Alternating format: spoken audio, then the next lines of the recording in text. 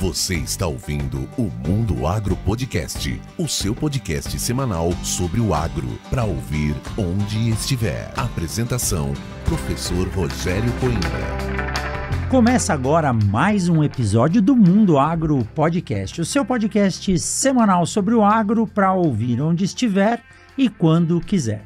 Como vocês sabem, esse episódio do Mundo Agro Podcast tem o apoio da Momesso e também da Agrosol Sementes. E hoje, nesse bate-papo muito especial, eu disse a ele que acho que é a primeira vez que vem um fisiologista aqui no Mundo Agro Podcast. Nós vamos conversar com o professor Dr.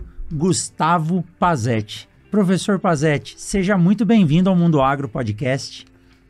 Bom, primeiro um alô a todos os ouvintes, né, que estão nos prestigiando, ouvindo esse podcast, e agradecer a você, professor Rogério, pelo convite especial de poder estar aqui, né, para a gente trocar ideias e levar informação ao mundo agro. Estamos à disposição. Com certeza. Professor Pazzetti, primeiro eu quero lhe agradecer, porque eu sei, o senhor está aqui num evento do Elvis, da EPR Consultoria, estava me falando no carro sobre os trabalhos em parceria, né? O algodão é uma cultura que está se destacando, nós vamos falar bastante dela aqui também hoje, e eu acabei pegando o senhor no laço lá para vir aqui, já que estava em Sinop, nada melhor do que gravar aqui no nosso estúdio, né? Então é uma honra muito grande. Nós nos conhecemos, acho que foi o ano passado, num evento da ProSoja, em Cuiabá. Eu já lia bastante, via os seus trabalhos, mas não tinha tido a oportunidade de lhe conhecer pessoalmente.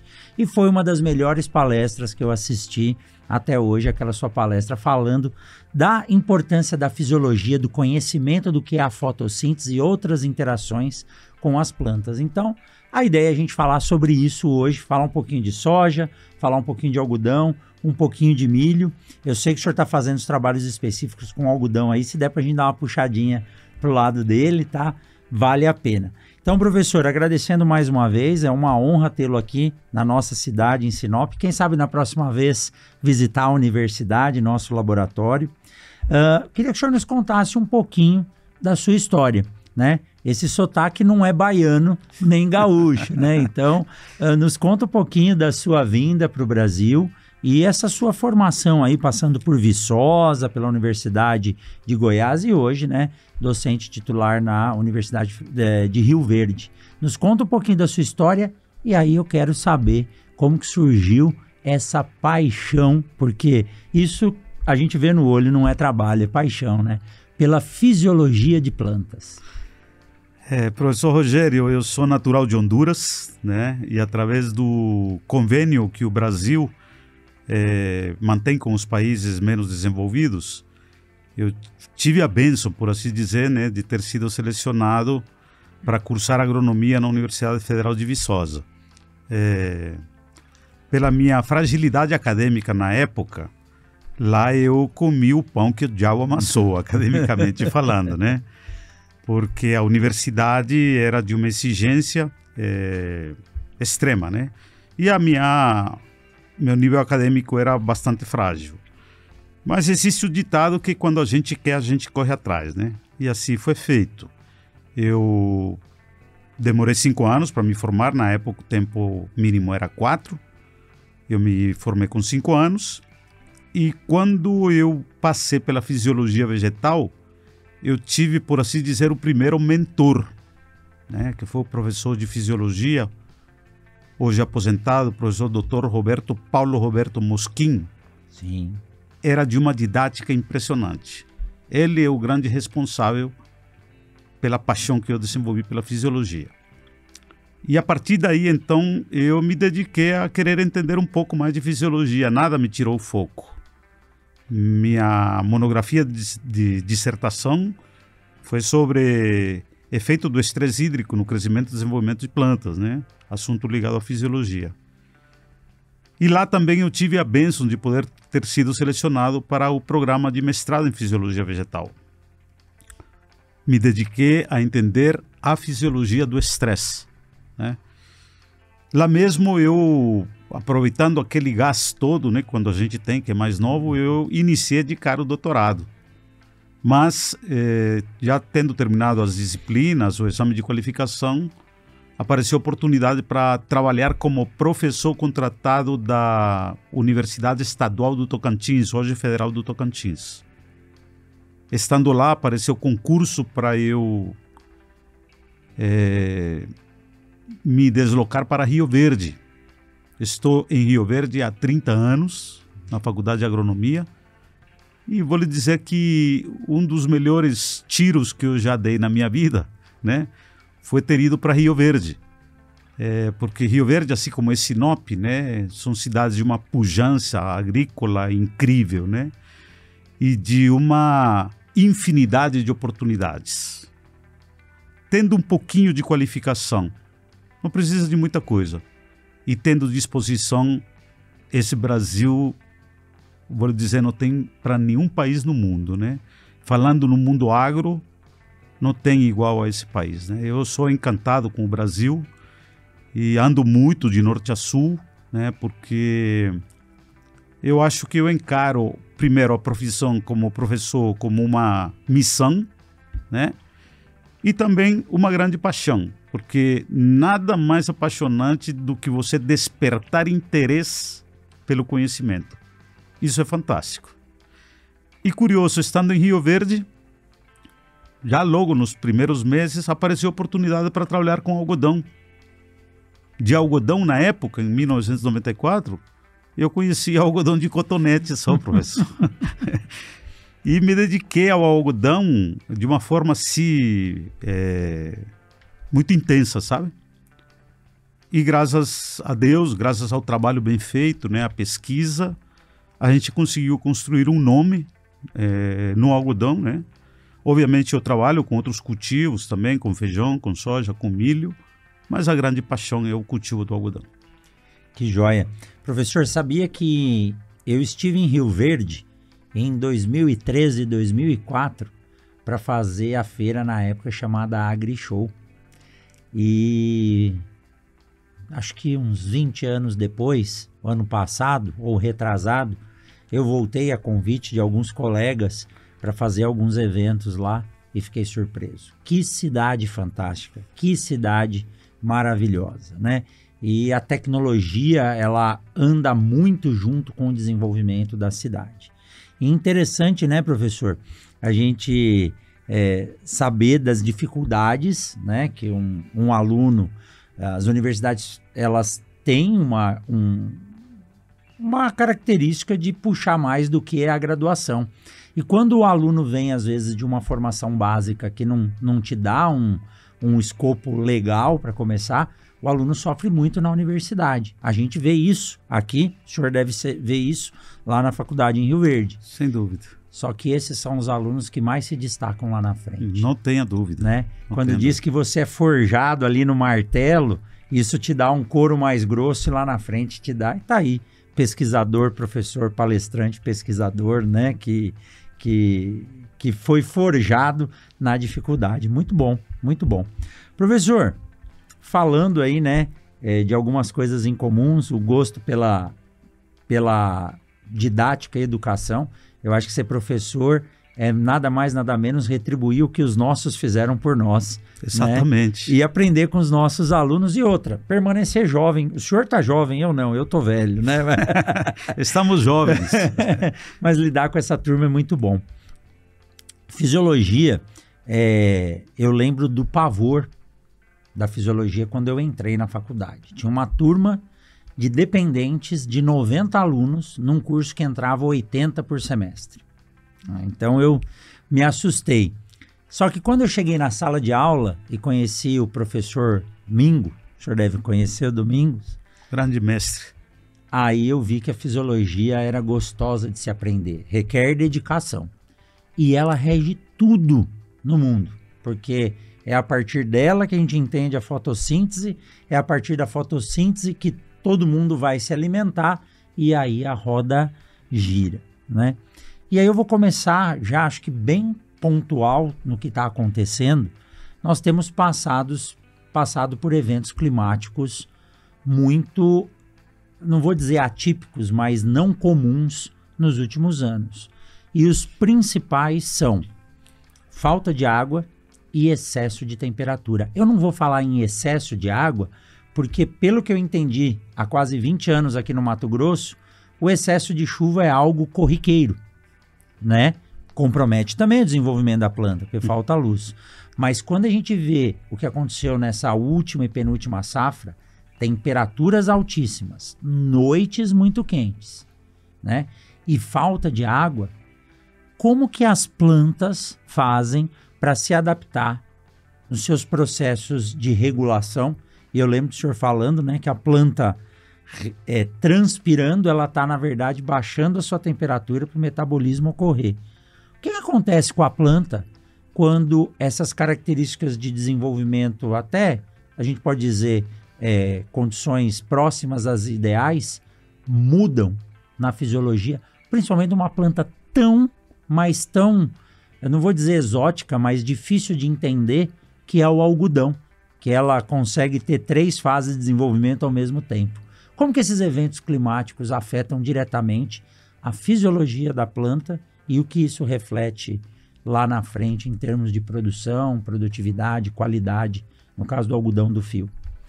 Eu costumo dizer, professor, que o que eu mais gostaria de abertamente, sem receio de ser taxado como louco, é de dizer para as pessoas abertamente que as plantas pensam.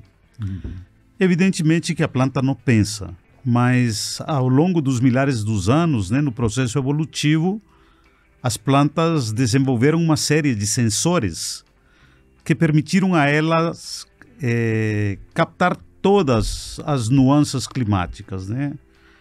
As plantas, além dos pigmentos especializados para fazer fotossíntese, elas têm pigmentos fotorreceptores capazes de perceber a variação do comprimento do dia. Então a planta sabe se o dia é longo, se é dia curto, se está pleno sol, se está sombreada, se é dia, se é noite. A planta também apresenta hidrossensores e, portanto, ela é capaz de perceber se existe ou não boa disponibilidade de água. Tem termosensores, tem nutrissensores. Se a gente se pergunta qual que é a prioridade da planta, a prioridade da planta é manter um balanço positivo de carbono. Em outras palavras, produzir mais carboidrato via fotossíntese do que queimar carboidrato via respiração. E quando nós colocamos a planta C3, nós temos um segundo evento de consumo de carboidrato, que é a fotorrespiração. Muito bem. Falando especificamente em temperatura, porque eu considero que seja, talvez, se falando em estresse ambiental, o estresse mais desafiador que há muito tempo vem roubando produtividade. E vai ser, daqui para frente, o cada vez mais grande limitador de produtividade. Falando em estabilidade térmica, na medida que você aumenta a temperatura, você aumenta a fotossíntese até um determinado limite, a partir do qual você tem inibição fotossintética por excesso de temperatura. E quando você analisa a estabilidade térmica do processo respiratório, ele é muito mais estável. O que isso significa? Que enquanto eu elevo a temperatura e posso inibir fotossíntese, a respiração continua acelerando. E aí você teria um quadro em que a planta deixa de produzir carboidrato e consome mais carboidrato. E evidentemente sobrará menos carboidrato para crescimento e, por consequência, menos carboidrato para reprodução. Né? Falando em algodão, você teria um capulho de menor peso. E o algodão, ele é extremamente sensível a temperaturas mais elevadas, né? Existem estudos científicos com resultados muito seguros, né? Mostrando que, na medida que se aumenta a temperatura, você tem produção de pólen inviável. Se por acaso o pólen germina, a temperatura excessiva prejudica o crescimento do tubo polínico e automaticamente isso prejudica a fecundação. E caso porventura venha a ocorrer fusão de gametas, o zigoto em desenvolvimento, que futuramente virará embrião, poderá morrer por excesso de temperatura. E aí você vai ter o quê? Menos semente por capulho sendo produzido. Isso já vem acontecendo há muito tempo em soja também, professor. Né? Eu, nos meus trabalhos de pesquisa, faço questão de mapear as plantas de soja, né? E contabilizar vagens por número de grãos. E de cada vagem também contabilizar qual que é a falha de granação e achar o motivo do porquê da falha de granação. Porque você pode ter falha de granação por deficiências nutricionais, você pode ter falha de granação por dano por inseto picador-sugador, é o caso do percevejo, e também você pode ter falha de granação por excesso de temperatura. Então, a temperatura, há muito tempo, ela vem roubando produtividade. Agora, quando você imagina o funcionamento da planta, né, a planta ela precisa de uma fonte de energia e de uma fonte de gasolina. A fonte de energia é a luz solar. Mas essa fonte de energia, antes de você pensar em fotossíntese, a função primária do sol é fazer com que a folha funcione como se fosse o radiador de um veículo. Porque a reação primária da folha à incidência de luz solar é a abertura estomática. Exato. E quando o estômago se abre, a água que está no mesófilo foliar escapa na forma de vapor. Movimenta. Nessa mudança de fase líquida para fase vapor, se libera muito calor. Refrigera a folha. E aí nós estamos diante do principal mecanismo de refrigeração. Perfeito. Mas para haver refrigeração, é preciso ter água disponível no solo. E aonde reside o principal conceito de disponibilidade de água no solo? O principal conceito reside na profundidade efetiva do sistema radicular. Né? E se você imaginasse uma conversa com a planta, né? E você pegasse ela depois dela ter completado o seu primeiro ano de vida, que é ao final da embriogênese, né? Dentro da semente você tem uma planta em miniatura. E se você perguntar para ela, qual é a tua prioridade? Sabe o que ela responderia para você?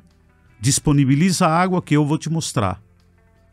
Você coloca a semente para embeber, a primeira estrutura que rompe o tegumento é radícula.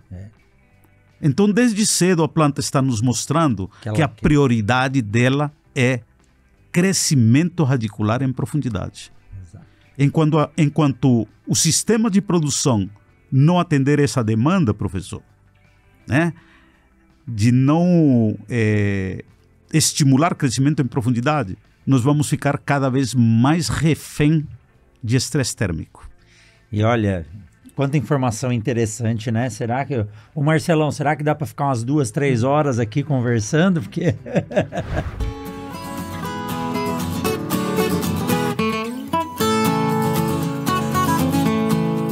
Vamos aproveitar esse rápido intervalo para te fazer uma pergunta. Você sabe o que é uma sementeira? Já visitou uma indústria de beneficiamento de sementes? Não? Então eu vou te dizer que é incrível. Lá, todo o material colhido nos campos de produção de sementes é recebido e beneficiado até formar os lotes de sementes padronizados e prontos para serem armazenados ou semeados. E agora você tem a oportunidade de conhecer uma sementeira virtualmente, com apenas alguns cliques. É isso mesmo, pelo celular ou pelo computador, a Agrosol te leva para dentro da sementeira. O Agrosol 360 é uma plataforma de visita virtual com um tour de 360 graus pela unidade de beneficiamento de sementes, passando também pelo laboratório de controle de qualidade, canteiros para teste de emergência de plântulas e o Seed Place 163, que é o centro de distribuição de sementes da Agrosol, estrategicamente localizado na BR-163 em Sorriso. Ah, e tem mais. Além da visita pela unidade de produção, informação, no AgroSol 360 você entrará em um dia de campo exclusivo, podendo caminhar pelos campos de demonstração, visualizar as cultivares em campo, além de interagir com todo esse conteúdo. Para fazer esse tour, basta acessar www.agrosol360.com.br e lá você será recepcionado pelo Eduardo Dalastra, o CEO da AgroSol Sementes. Diz aí, Eduardo. Seja bem-vindo à AgroSol 360, uma plataforma desenvolvida para receber você aqui dentro da nossa casa. Desde 1999, a AgroSol Sementes trabalha lado a lado com o produtor rural, comprometida com o sucesso das lavouras de soja de Mato Grosso e de todo o Cerrado brasileiro. Através desse espaço virtual, você pode visitar nossa unidade de beneficiamento em Campo Verde, nossos canteiros de emergência, nosso laboratório, o Centro de Distribuição e Serviços em Sorriso, o Seed Place 163 e ainda conferir um dia de campo com um espaço exclusivo para demonstração dos nossos produtos. Espero que você faça uma boa visita. Um grande abraço.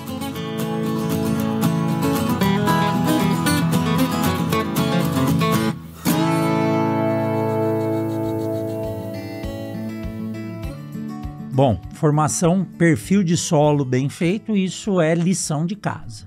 Tem que ter, né? Esse é o alicerce pensando em máxima produtividade. Não tem por onde fugir. E muitas vezes, uma aplicação que eu acho, podemos chamar de, é um corretivo, mas podemos chamar de adubo, porque ele leva nutriente. Às vezes uma aplicação de calcário bem feita vale muito mais do que você colocar um nitrogênio, fósforo e potássio, né? Eu costumo afirmar o seguinte: o melhor adubo é o calcário, professor. O mais barato, e o mais eficiente, todos, porque isso. ele faz raiz crescer. Exatamente, né? Você, a partir do momento que você condiciona quimicamente o solo para ele não ter nem acidez ativa, nem acidez potencial, você parte para a primícia básica de crescimento radicular em profundidade. Perfeito. Mas é óbvio que por trás disso também há outros elementos, né? É o caso do boro, especialmente nas dicotiledôneas, né? Que são muito mais exigentes em boro, né? Então, a gente compara uma soja contra o milho, a soja demanda mais boro, o algodão demanda mais boro, né? E os trabalhos eu diria, o último dos moicanos, né? No status científico nutricional, que é o Dr. Ismail Kakimaki, os estudos dele mostram claramente que quando ocorre deficiência de boro no solo, a parede radicular ela forma mais sítios negativos com ligação específica para alumínio. Traduzindo, o primeiro passo para a predisposição para a toxicidade por alumínio chama-se deficiência de boro. Deficiência de boro.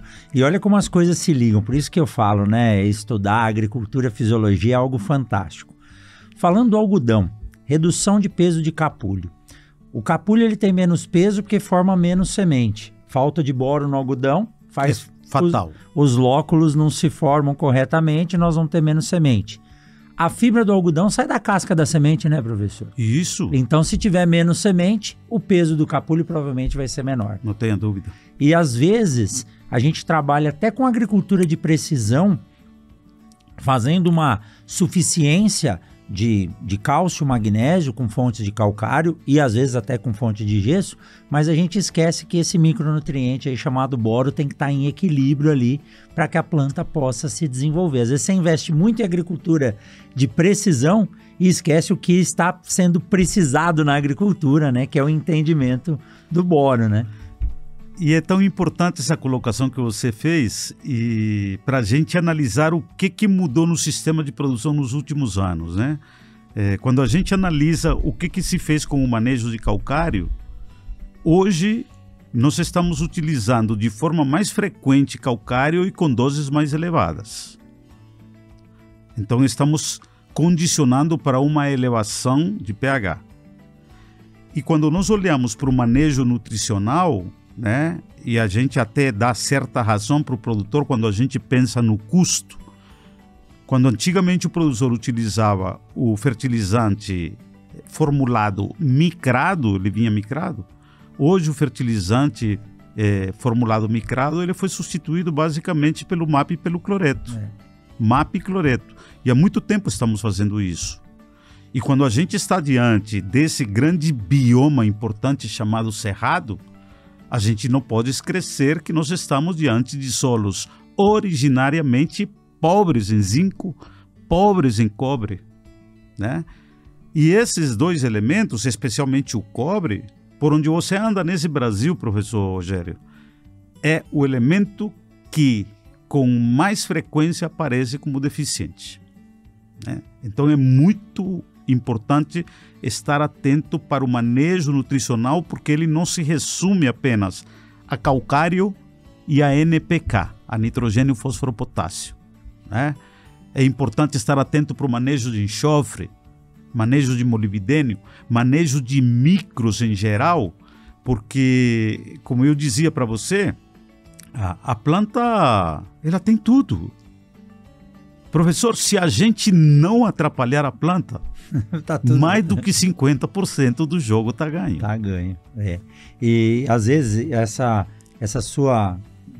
O senhor apontou muito bem, né? O cobre, ele, na maioria do país, ele é o limitante, né? Então, a gente sabe lá pela lei que o que limita a produção e a produtividade é o limitante. E quando a gente fala em calcário, existem trabalhos muito interessantes. Já entrevistei aqui o professor Cruciol, o professor Anderson Lang. O calcário, ele tampou no solo, é importantíssimo. Mas a gente tem que lembrar que existe uma relação, né? Entre mudança do pH e disponibilidade, principalmente desses micronutrientes, né?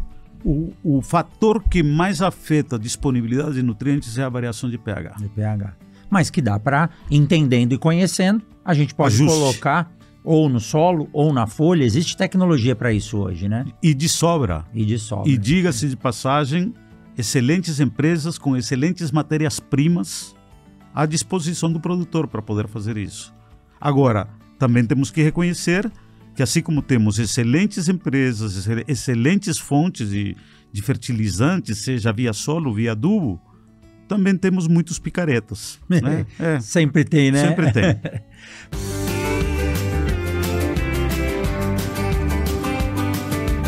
Vamos aproveitar esse intervalo para te dar um recado da Momesso. Desde 2013, a Momesso, que é uma empresa brasileira referência em equipamentos para o tratamento de sementes, juntamente com a Quimbria, que é uma empresa europeia líder mundial em tecnologia para o processamento de grãos e sementes, mantém uma parceria de sucesso aqui no Brasil. A Momesso é representante exclusiva da Quimbria na comercialização, instalação e manutenção dos equipamentos para processamento de sementes em todo o território nacional. Para saber mais sobre as tecnologias e equipamentos disponíveis, acesse www.momesso.ind.br ou clique no link aqui na descrição desse episódio. Momesso, excelência do on-farm ao industrial.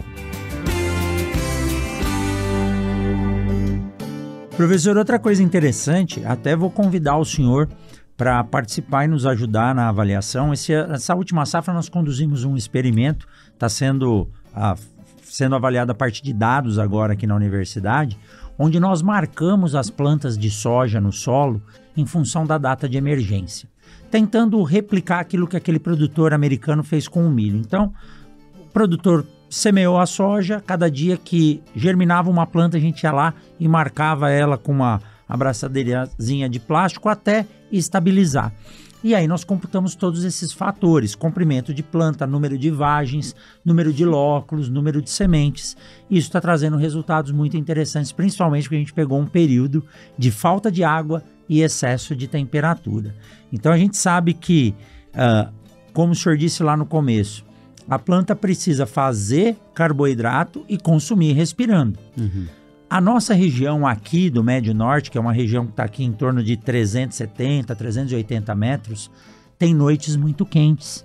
E um grande desafio hoje é fazer semente de soja aqui. Nós não temos um número grande de produtores e empresas por causa dessa dificuldade. O senhor acha que o melhoramento genético hoje vem trazendo características, mesmo do ponto de vista da biotecnologia, que podem tornar essas plantas mais adaptadas a essas condições extremas, principalmente de noites quentes aqui nessas regiões do Cerrado? Olha, quando a gente trata de biologia e de fisiologia, a gente não pode ser taxativo, né? Quantas vezes a gente foi surpreendido por mudanças incríveis dentro do aspecto da biologia, né? Agora, o que precisava era direcionar biotecnologia para termos plantas fotossinteticamente mais ativas em temperaturas mais elevadas, ou seja, maior termoestabilidade de fotossíntese. Eu não sei até onde a bioengenharia, por assim dizer, né? Ou a engenharia genética poderá avançar nisso, especialmente quando nós tocamos na planta de metabolismo C3, que é a soja. O milho tem mais estabilidade térmica, um sorgo, uma cana, né? Mas na soja isso é um pouco mais delicado, professor, porque toda planta C3 também realiza o fenômeno da fotorrespiração. É um fenômeno metabolicamente e funcionalmente ligado à fotossíntese. A mesma enzima que captura CO2 e forma carboidrato, essa mesma enzima captura oxigênio e queima carboidrato. Isso é fotorrespiração. E quando você analisa o comportamento, ou melhor, o coeficiente de difusividade de CO2 e de oxigênio, aumentou a temperatura, diminui CO2, aumenta o oxigênio. Né? Então, naturalmente, com aumento de temperatura, se aumenta a fotorrespiração. Como a fotorrespiração queima carboidrato, no passado, a fotorrespiração foi execrada, ela foi condenada. E para meu desgosto, recentemente, apareceu nas redes sociais um comentário ou um artigo de um pesquisador no exterior, até renomado, dizendo que a fotorrespiração é uma falha da fotossíntese. Isso é um absurdo. Ele não conhece. Isso é um absurdo, né? Fazer uma afirmativa disso é um absurdo. A fotorrespiração representa uma baita de uma válvula de escape especialmente na situação de estresse para as plantas com metabolismo C3. Vamos acabar com a fotorrespiração? Não tem como acabar com a fotorrespiração porque é um fenômeno intrínseco. Concomitante. Né? Fez fotossíntese, está fazendo fotorrespiração. Então eu não sei até que ponto a engenharia genética seria capaz de eliminar isso. Perfeito. Eliminá-lo acho que é impossível, mas amenizá-lo talvez. Ou, de repente, criar, por bioengenharia, né, como eu disse, em biologia não se pode duvidar de nada, de uma rubisco com maior estabilidade térmica. Perfeito. Mas essa pergunta que eu fiz, ela foi proposital, né? Porque se no melhoramento a gente não consegue mudar o que a natureza fez, são mecanismos extremamente complexos, né? Está falando de fotossíntese, respiração acontecendo ao mesmo tempo, recuperação de carbono aí da fotorrespiração em planta C4. Quais são as outras técnicas que nós podemos utilizar nessas culturas complexas, como o caso do algodão, para mitigar esses problemas? Porque uma coisa é sabida, professor, a gente não pode parar de produzir. As mudanças climáticas, se assim pode se dizer, elas estão presentes. Então agora é hora da gente engrossar o couro e conseguir conviver com isso e manter a produção. Sei que o senhor está aqui especificamente aí para uma palestra amanhã no evento do Elvis e vocês conduziram um experimento que é ligado a isso, né? Como mitigar os problemas dessas altas temperaturas, dos estresses ambientais, térmico, falta de água, com outras possibilidades. O que a gente pode fazer? Bom, vamos lá. Então, como eu disse para você, a planta é capaz de perceber tudo, né? Como é que a planta se porta diante do estresse ou o que o estresse representa para a planta? O estresse simplesmente representa para a planta ameaça de sobrevivência, né? E a planta aprendeu a desenvolver mecanismos para ativar sistemas de defesa. Toda vez que a planta passa por um estresse, professor, ela vai produzir sinalizadores do estresse. Esses sinalizadores do estresse, em geral, todos são considerados radicais livres. Oxigênio singlet, hidroxila, peróxido para planta como nós, eles não são bons, né? Não são bons. Peróxido de hidrogênio, que é a própria água oxigenada, né?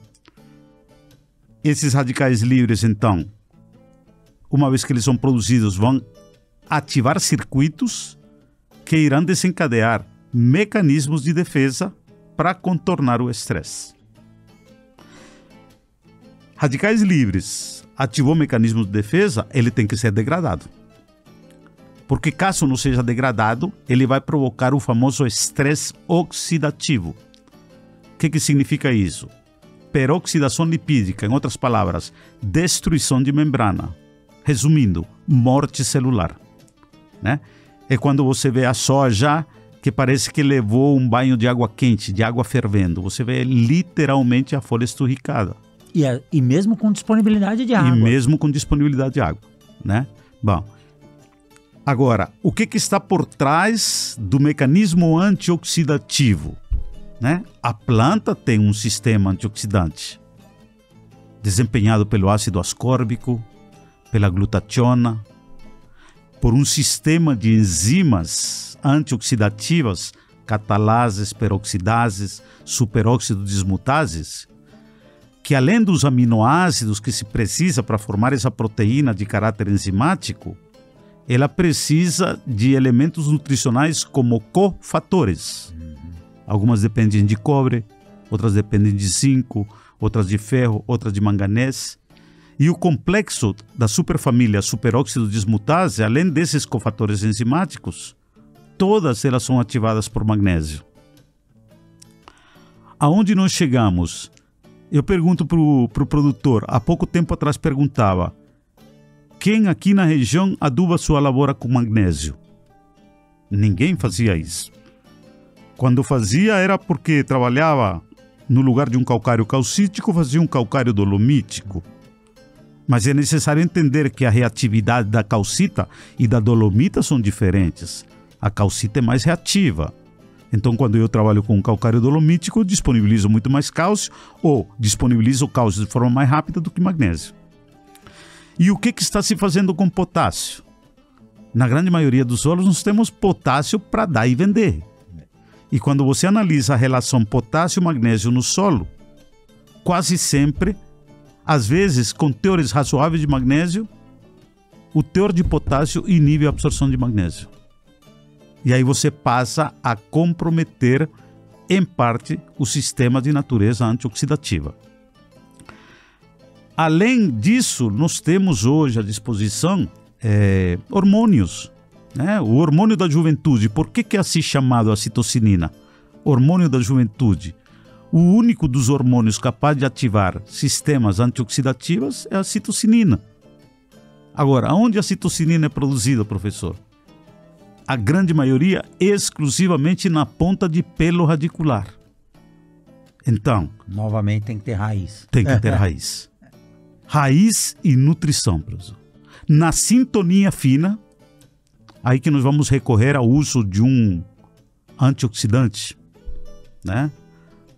Aí que nós vamos recorrer a um aminoácido que até pouco tempo atrás, quando você perguntava para os figurões da ciência no Brasil o que eles pensavam a respeito do uso de aminoácidos na agricultura, sabe o que eles diziam? Você está ficando louco? Vai dar aminoácido para a planta, é a mesma coisa que estar dando bife para boi. Hoje esse conceito mudou. Bastante, né? E a fisiologia nos trouxe à luz desse conhecimento, né? Que é possível você, através do metabolismo, à base de aminoácidos, você estimular mecanismos de defesa. Porque você pode sintetizar, por exemplo, uma chaperona, que é uma proteína importantíssima contra choque térmico. Você pode desencadear a síntese de uma prolina, né? Que além de ser um aminoácido, diga-se de passagem, não é um aminoácido, com propriedades osmóticas, ela também estimula as enzimas do sistema antioxidativo. Então, mecanismos para isso temos, né? Ferramentas para isso temos. Mas vamos fazer primeiro o arroz com feijão bem feito. E qual que é o arroz com feijão bem feito? A base de todas é perfil físico, químico e biológico adequado para não contrariar o sentido lógico do crescimento da raiz e formar o máximo de pelo radicular. Essa é a base. O resto é profilaxia, né? O resto é você fazer uma distribuição adequada de plantas, porque o produtor tem que entender que a unidade de produção dele no campo é a planta. Exato. E ele tem que partir de sementes vigorosas para ter unidades de produção competitivas, né? Qual que é a verdadeira agricultura? A verdadeira agricultura é a arte de se saber colher a luz solar, né? E aí o que isso significa? Que eu não posso ter plantas dominadas e que eu tenho que ter plantas de estômatos abertos pela maior parte do dia. O segredo está aí, né? Porque quanto mais tempo esse estômago está aberto, mais a planta está se refrigerando e mais ela está capturando o CO2. Ou seja, balanço positivo de carbono pela maior parte do dia. Perfeito, perfeito. Olha, isso é tão gostoso de ouvir, né? Porque o senhor consegue colocar de forma simples algo que é muito complexo. Nós precisamos fazer o arroz com feijão bem feito.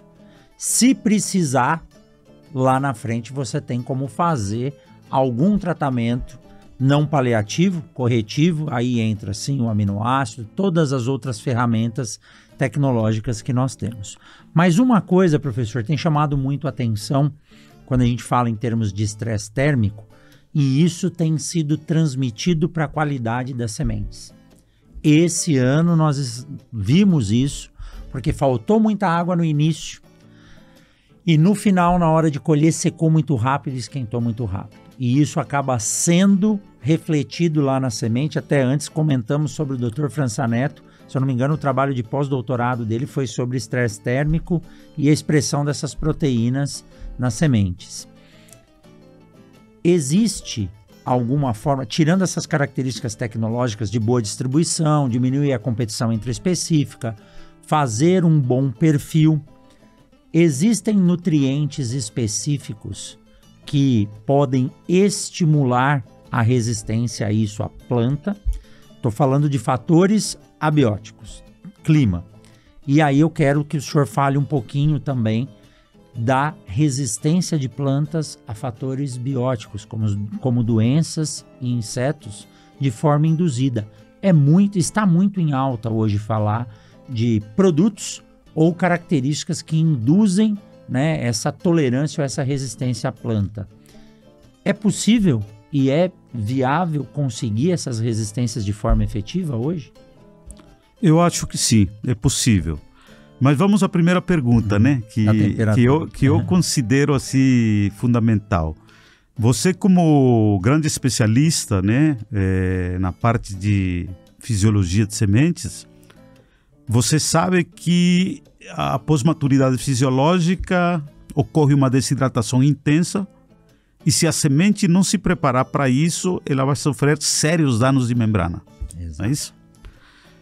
E está explícito nos estudos da fisiologia que para amenizar esse efeito drástico da desidratação de sementes, que é um processo normal,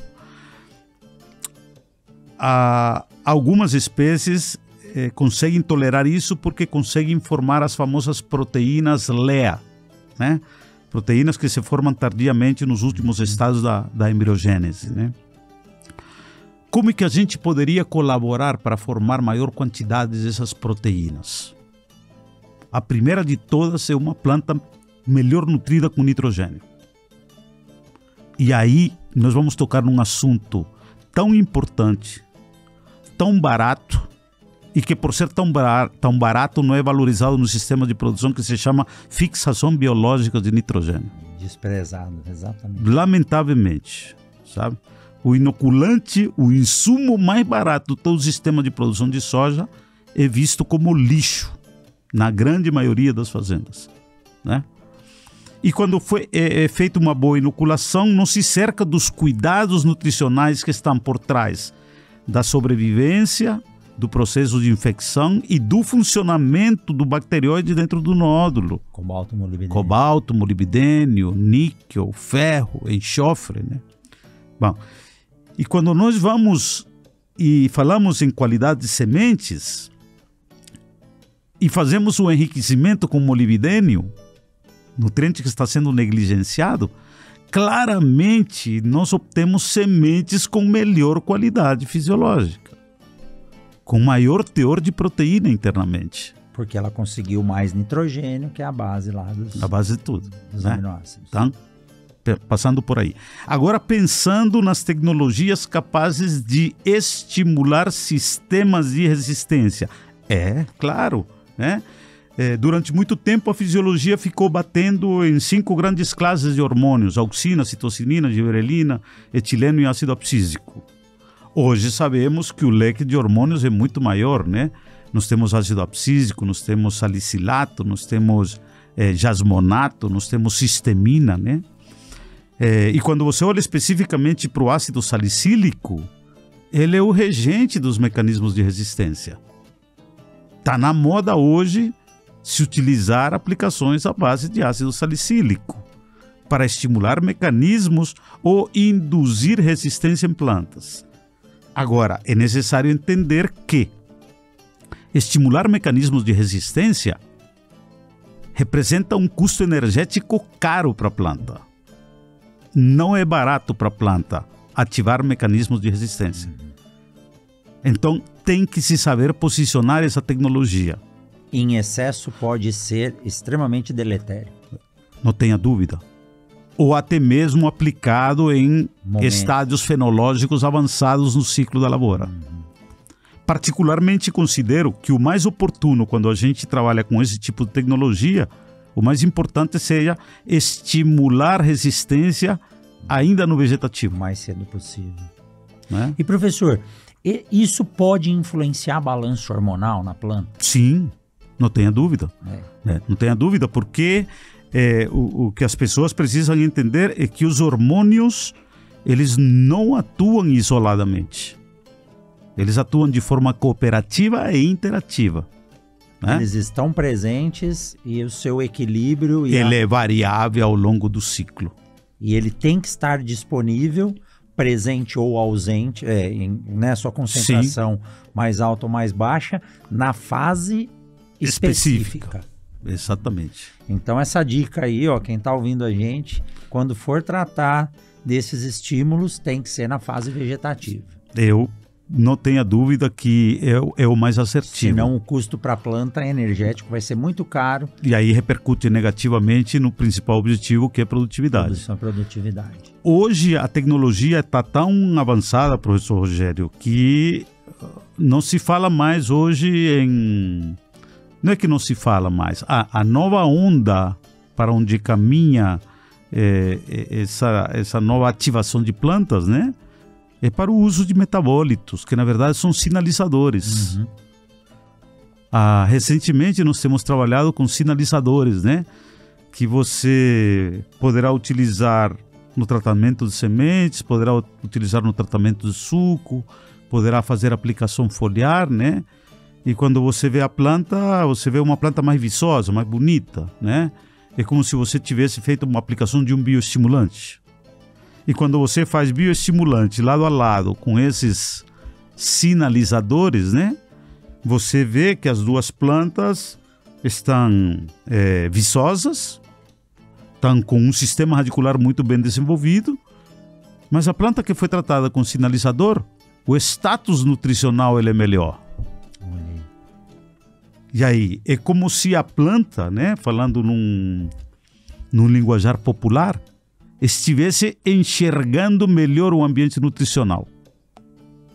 É como se a planta tivesse maior eficiência no aproveitamento nutricional. Porque pode ser que o nutriente esteja lá, mas ele não esteja sendo interceptado, ou se interceptado, não absorvido. Ou absorvido em taxas menores. Né? E aí então, isso aponta para quê? Né? Para a gente que conhece essa linha de absorção iônica, um pouquinho de fisiologia. Um sistema de absorção mais ativo. Né? E há estudos que estão sendo feitos por outros colegas que têm laboratórios mais sofisticados, né? Que estão mostrando também essas moléculas sinalizando positivamente para mecanismos de defesa. Então, a nova onda, quando se fala em bioestimulação, né, vai ser exatamente através de sinalizadores. E as empresas que trabalham com insumos biológicos vão aproveitar muito isso numa tecnologia chamada uso de metabólitos. E de origens mais, assim, posso dizer, distintas possíveis. As mais diversas possíveis. Nós temos alga, nós temos resíduo de madeira, nós temos resíduo de indústria, que não são mais resíduos, né? Então são coprodutos. Bactérias. Micorrizas. Professor, quando eu recebi as primeiras informações sobre micorrizas, estando em Viçosa, né? O que se dizia, não, a micorriza é importante porque ela vai amplificar o tamanho da rizosfera, né? E aí a planta então vai se aproveitar de nutrientes de baixa mobilidade no solo. Além disso, a micorriza também libera ácidos orgânicos que podem melhorar a solubilização de fósforo. Mas quando a gente começa a estudar um pouquinho mais sobre a fisiologia da infecção da micorriza, a planta responde à infecção da micorriza da mesma forma como ela responde à infecção por um patógeno. Ou seja, a micorriza prepara a planta ativando mecanismos de defesa. É uma coisa fantástica, né? Então, o que eu digo para os agrônomos, né? Não tem como imaginar, ou seria muita infantilidade da nossa parte, acreditar que a planta como um ser céssio, que não se move, né, a partir do momento que ele emerge, ao longo dos milhares dos anos, para ter sucesso evolutivo, teve que se valer por si própria. Essa é a maior infantilidade que a gente pode aceitar. Ela interagiu com o ambiente, né? Interagiu com o ambiente e fez parcerias com inúmeros micro-organismos das quais a gente sabe muito pouco. Exato. E nós estamos sentados aqui em cima de um exemplo. Não sei se o senhor sabe, mas Sinop, na década de 70, recebeu uma das primeiras usinas de produção de etanol de carboidratos, oriundo, sabe de quem? Da mandioca. Olha só. E a mandioca é uma cultura nativa do Brasil. Sim. Se você adubar, ela não vai bem, porque ela fez essas parcerias com as micorrizas e dali ela consegue extrair o fósforo e se prepara bem. Então pega os mais antigos e fala, não aduba a mandioca não, que ela não fica fria. boa. É verdade. Exatamente isso. Né? Então é isso, professor. E hoje, assim, a gente não pode ficar restrito apenas a Bradyrhizobium, Azospirillum. Nós temos uma infinidade de espécies de bacilos estimulando mecanismos de defesa, funcionando como promotores de crescimento. E estão sendo estudados? E estão sendo estudados de forma muito forte. Que maravilha. Eu considero que a grande onda por onde a gente vai fazer a grande revolução na agricultura daqui para frente, não tenha dúvida, são os biológicos. Mas é necessário que o produtor entenda que não basta aplicar biológico. É necessário preparar um ambiente para esse biológico, porque a grande maioria desses micro-organismos, eles são saprofíticos. Eles dependem de matéria orgânica. Né? Então precisamos criar um ambiente no solo com diversidade de matéria orgânica. Voltamos lá na primeira fala. Perfil de solo, qualidade física, química, qualidade química e qualidade biológica. É trazer o solo para o que ele sempre foi. Um ambiente de equilíbrio, um sincretismo ali entre micro-organismos, parte física, equilibrado. Sim, porque se você for numa área de mata onde o homem nunca colocou o dedo lá dentro, fizer uma amostragem de solo, lá também você vai encontrar micro-organismos patogênicos. Lá possivelmente você vai encontrar nematóide. Mas está em equilíbrio. Porque lá é o sistema onça comendo onça. É verdade. Certo? Lá tem. E quando a gente pega os campeões da SESB aí produzindo seus 130, 140 sacos de soja e você olha lá, níveis de nematóides altíssimos, mas não estão interferindo. Porque existe um equilíbrio biológico. Está num equilíbrio biológico lá dentro. Fantástico, fantástico. Siga o Mundo Agro Podcast nas redes sociais. Instagram, Facebook e Twitter, @Mundo Agro Podcast. Professor Pazzetti, nem dá para perceber que passou tão rápido. É tão gostosa essa conversa, né? Entender da fisiologia. Eu volto para a cadeira da escola, da universidade, para poder aprender cada vez mais. Sei que o tempo é curto, mas eu vou fazer um acordo aqui. O senhor vai voltar para mais um bate-papo, porque a gente não falou nem 10% do que a gente estava programado, do que a gente tinha para conversar, mas assim, para mim já foi uma aula fantástica. Isso serve de estímulo, né, professor? Para entender que as coisas estão evoluindo e a gente tem que estudar, entender e aplicar, né? Sem dúvida.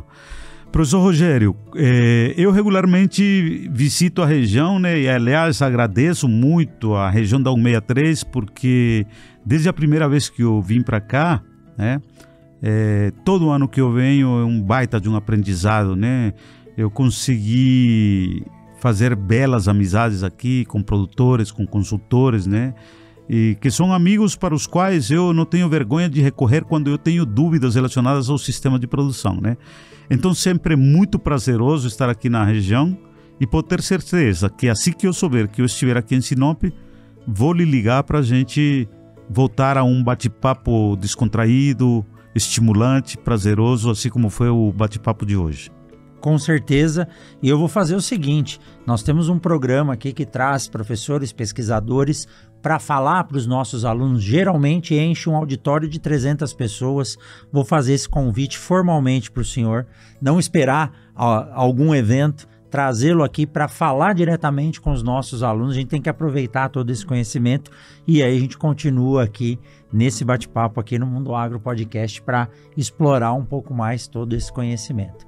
Professor, muito obrigado. Eu fico assim, literalmente emocionado de voltar a entender e ver como a fisiologia está presente em tudo, no nosso metabolismo e no metabolismo das plantas, e como esse entendimento pode salvar muita gente e pode trazer muito do que é a nossa, eu falo nosso cálice sagrado, que é a segurança alimentar. Entendendo cada um desses pontos que o senhor citou, o produtor pode se tornar mais eficiente, gastando menos e tornando, né, o fornecimento de alimentos não escasso e não limitado. A gente consegue brigar com maltos aí, continuar alimentando mais pessoas do que ter mais pessoas do que alimento, né? Essa é a nossa missão, viu? Fazer da agricultura brasileira uma agricultura que cada vez mais venha colocar em terra o que o Malthus afirmou há anos atrás, né?